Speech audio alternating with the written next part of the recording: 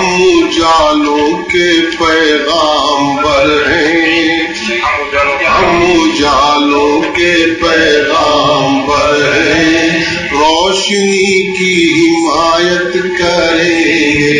الحمد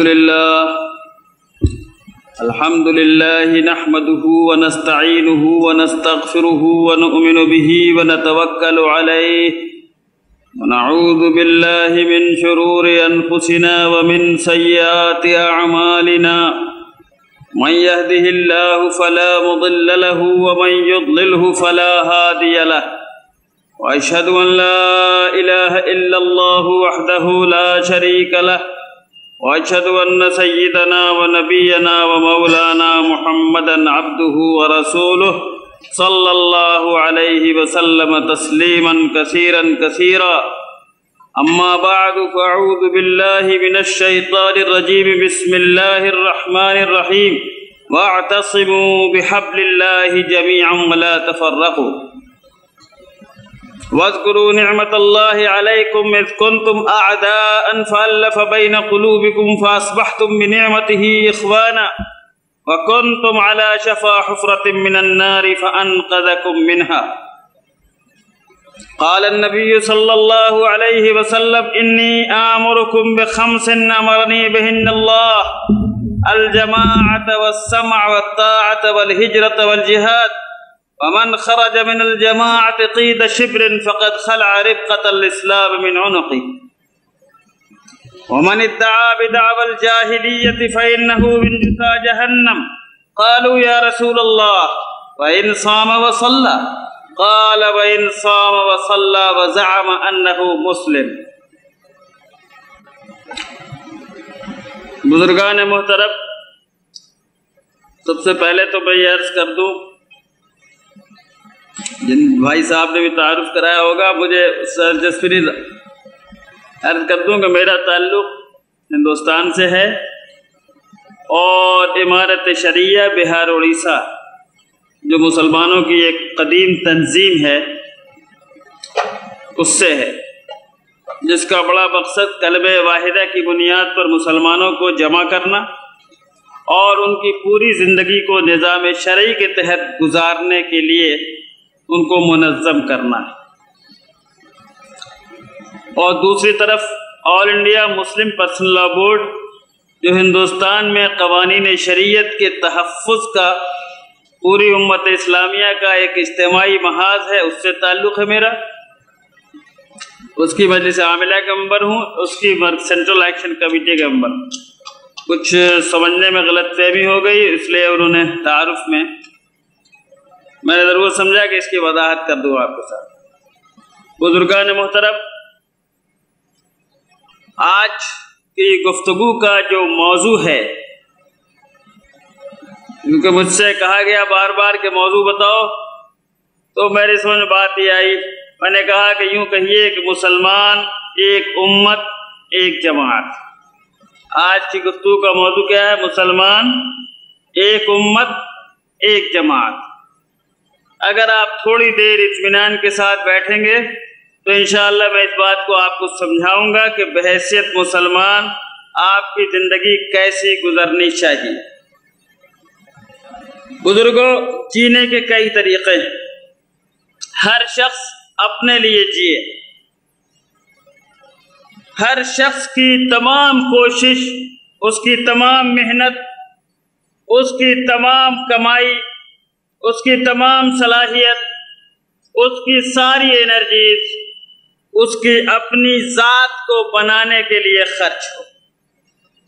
میں بنوں، میں کھانا اچھا کھاؤں، میں کپڑے اچھے پہنوں، میرا مکان اچھا بن جائے، میرا بیٹا پڑھ لے، میری بیٹی کی شادی ہو جائے، سماج میں میری عزت ہو، دنیا میں میرا وقار ہو، جو کچھ ہے وہ میں ہوں اور سب کچھ میں اپنی ذات کے لیے کروں۔ اس کو انفرادی زندگی کہتے ہیں، انفرادیت ہے۔ دوسری شکل یہ ہے کہ ٹولیاں بنا لو، میں جو کچھ کروں گا اپنی برادری کے لیے کروں گا، اپنی پارٹی کے لیے کروں گا، اپنے فرقے کے لیے کروں گا، اپنی زبان والوں کے لیے کروں گا، اپنے رنگ والوں کے لیے کروں گا، اپنی نسل والوں کے لیے کروں گا۔ دوستو، یہ زندگی انفرادی تو نہیں ہے، لیکن یہ زندگی فرقہ وارانہ زندگی ہے۔ اسلام کو نہ انفرادی زندگی سے واسطہ ہے، نہ فرقہ وارانہ زندگی سے واسطہ ہے۔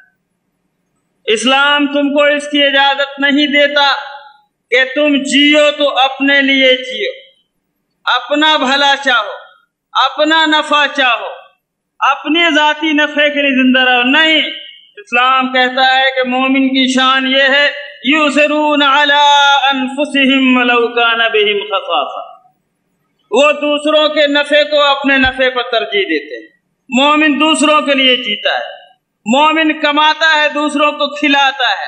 وفی اموالکم حق للسائل والمحروم، تمہاری کمائی اور تمہارے مال میں بھی دوسرے لوگ جو وسائل معاش سے محروم ہیں ان کا حصہ رکھ دیا ہے اللہ تعالیٰ نے۔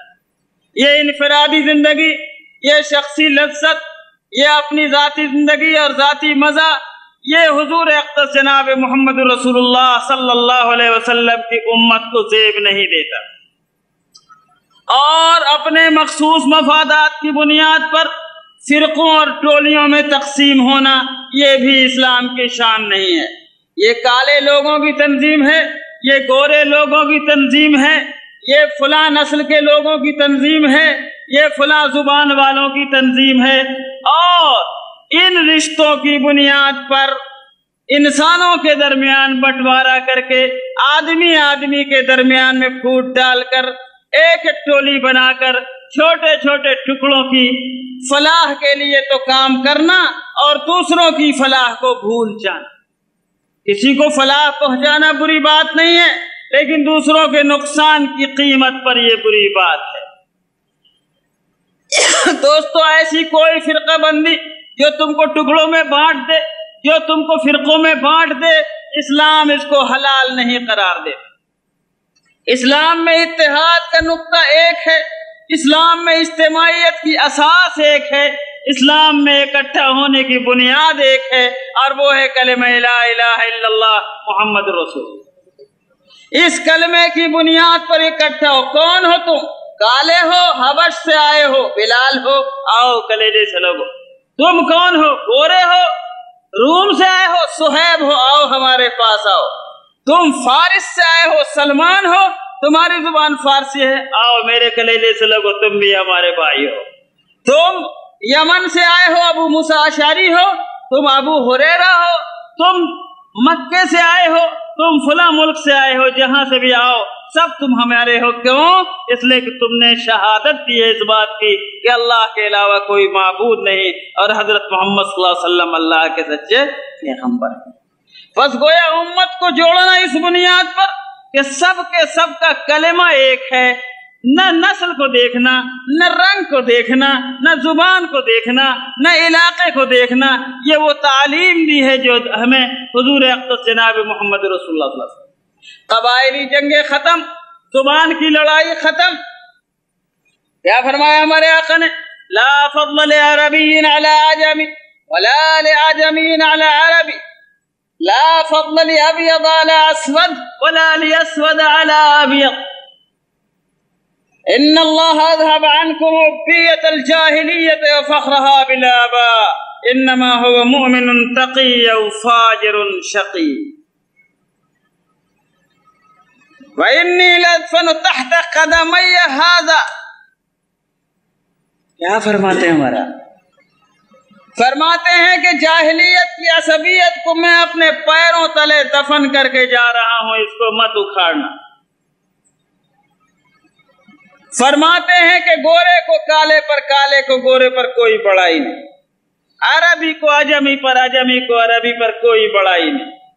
نسل نہیں چلے گی، زبان نہیں چلے گی، فرقواریت نہیں چلے گی، یہ فرقواریتیں نہیں چلیں گی۔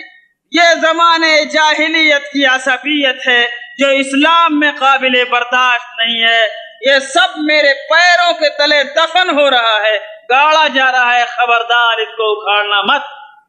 تم نے کیا کیا؟ تم نے اکھاڑا، تم نے بہار اور بنگال کے نام پہ اکھاڑا، تم نے پنجاب اور سندھ کے نام پہ اکھاڑا، تم نے عرب اور عجم کے نام پر اکھاڑا، تم نے رنگوں کے نام پہ اکھاڑا، تم نے نسلوں کے نام پہ اکھاڑا، تم نے مختلف مذہبی مسالک اور خیالات کے نام پر اکھاڑا، اور امت کو اتنے ٹکڑوں میں بانٹا ہے۔ لوگوں لگتا ہے کہ تفریق کی قینچی نے پوری امت محمدیہ کے ٹکڑے ٹکڑے کر ڈالے۔ ذرا سوچو تو بھائی، ہمارے آقا جب اس دنیا سے تشریف لے گئے، پردہ فرما گئے، اس وقت انہوں نے ایک امت چھوڑا تھا۔ ایک وقت آئے گا تو وہ دیکھیں گے کہ اچھا کہاں ہے وہ مسلمان۔ کوئی آ رہا ہے کہ میں بریلوی ہوں، کوئی آتا ہے میں دیوبندی ہوں، کوئی آتا ہے میں حنفی ہوں، کوئی آتا ہے میں شافعی ہوں، کوئی آتا ہے میں اہل حدیث ہوں، کوئی آتا ہے میں بنگالی ہوں، کوئی کہتا ہے میں بہاری ہوں۔ کیا مصیبتیں ہیں دوستو، کتنے ٹکڑوں میں تم نے مسلمانوں کو بانٹا۔ وہ امت کہاں کھو گئی جس امت کو حضور اقدس جناب محمد رسول اللہ صلی اللہ علیہ وسلم چھوڑ کر تشریف لے گئے؟ کہاں ہے وہ امت جو کہے کہ میں کچھ نہیں ہوں، بس میں مومن ہوں، بس میں مسلم ہوں، بس میں امت ہوں حضور اقدس جناب محمد رسول اللہ صلی اللہ علیہ وسلم؟ وہ امت کہاں ہے لوگوں؟ اس کو ڈھونڈ کے لاؤ نا، کہاں چلی گئی وہ؟ آج قاتل بھی کلمہ پڑھتا ہے لا الہ الا اللہ، اور مقتول بھی کلمہ پڑھتا ہے لا الہ الا اللہ۔ یہ کیا صورتحال ہے؟ یہ عصبیت جو ذات اور برادری کے نام پر، نسل اور زبان کے نام پر، جغرافیائی حد بندیوں کے نام پر اور مسلکی اختلافات کے نام پر امت کو ٹکڑے ٹکڑے میں بانٹ رہی ہے۔ یاد رکھو، اس کا اسلام سے کوئی رشتہ نہیں، کوئی رشتہ نہیں، اسلام سے اس کا کوئی تعلق نہیں۔ خوب اچھی طرح یاد رکھو۔ سنو، قرآن کہتا ہے وَاعْتَصِمُوا بِحَبْلِ اللَّهِ جَمِيعًا۔ اس چھوٹے سے ٹکڑے میں 3 باتیں کہی گئی۔ ایک تو یہ کہ تمہاری انفرادیت نہیں اور تمہاری فرقہ بندی نہیں، تم کو جماعت بننا پڑے گا، ایک جماعت بننا پڑے گا، لوگ اکٹھے ہونا پڑے گا، اجتماعیت کے ساتھ آنا ہوگا۔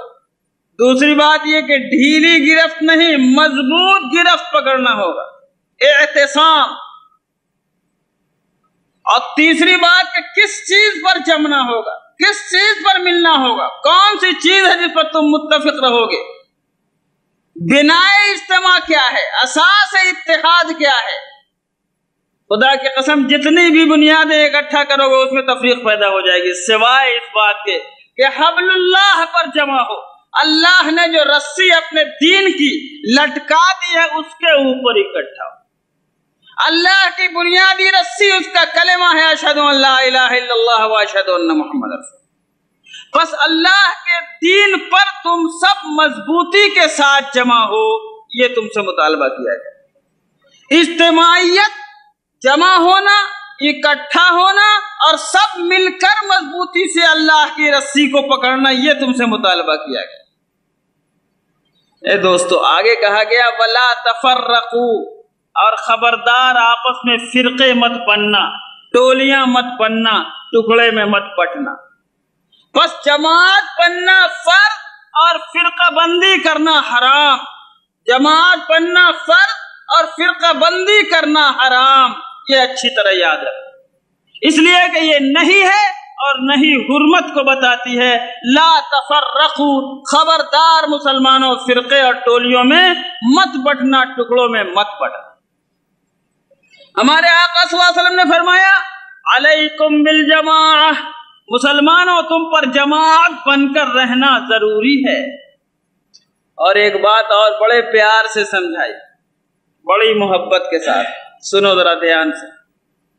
فرماتے ہیں کہ بکریوں کا ریوڑ، بکریوں کا جھنڈ پہاڑ کے دامن میں چرائی کرتا ہوا آگے جا رہا ہے، بھیڑیا حملہ آور ہوتا ہے، बताओ कौन सी बकरी को वो मार ले जाएगा?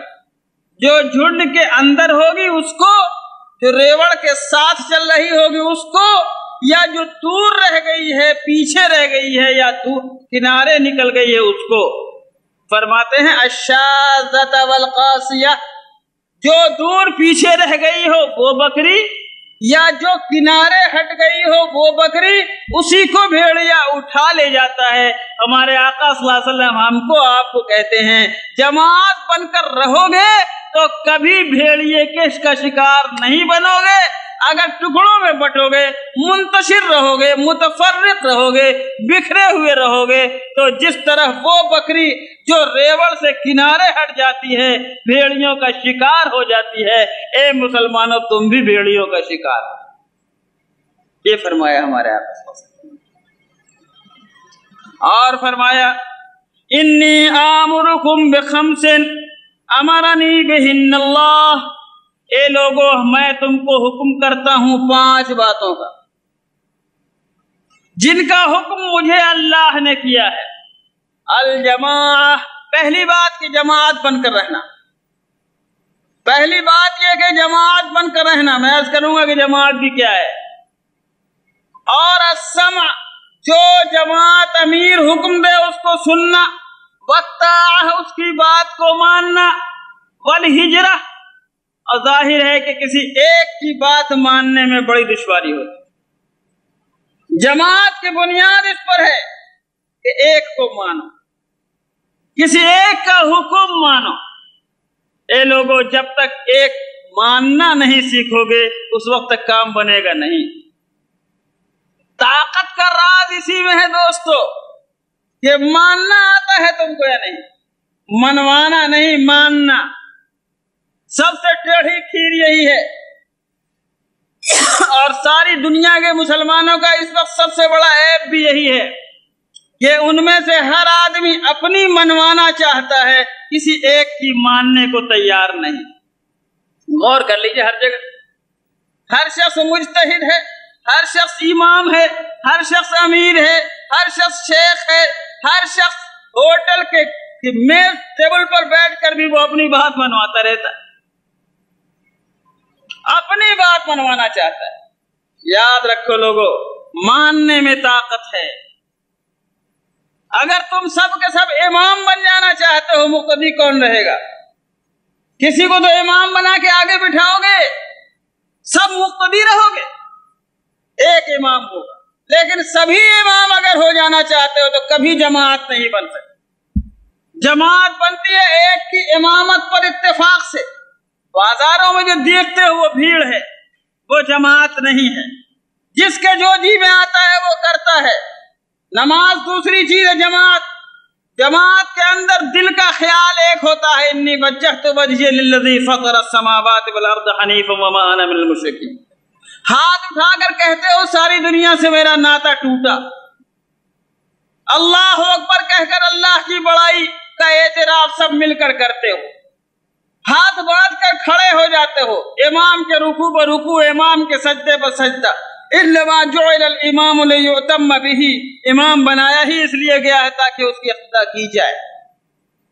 अगर दोस्तों ऐसा हो कि मेरा जी है 3 दफे सुभान रब्बियल अज़ीम पढ़ने का, इमाम साहब 7 दफे पढ़े जा रहे हैं, तो क्या करोगे? खड़े हो जाओगे या पढ़ते रहोगे? और इमाम साहब ने चाहे 5 दफे पढ़ लिया हो, मेरा 3 दफे पूरा नहीं हुआ तो इमाम के साथ खड़ा हो जाना होगा हमको। किसी को 3 पढ़ने को जी चाहता है, किसी को 7 पढ़ने को जी चाहता है, किसी को 11 पढ़ने को जी चाहता है। इमाम 5 पे खड़ा हो गया तो सबको खड़ा हो जाना है कि नहीं खड़ा हो जाना है? एक साथ सब खड़े होते हो, एक साथ सब झुकते हो, एक साथ सब सजदा रेज़ होते हो, एक बोल सबकी जुबान पर होते हैं, एक नीयत सबके दिल में होती है। बस दिल की नीयत एक, दिल का इरादा एक, निगाहों का निशाना एक, और जिस्म की हयत एक, जुबान का बोल एक। जब ये बिल्कुल एक यकजहती पैदा होती है तो जमात बनती है दोस्तों। और ये जमात बगैर इमाम के नहीं बन सकती और उसको माने हुए नहीं बन सकती।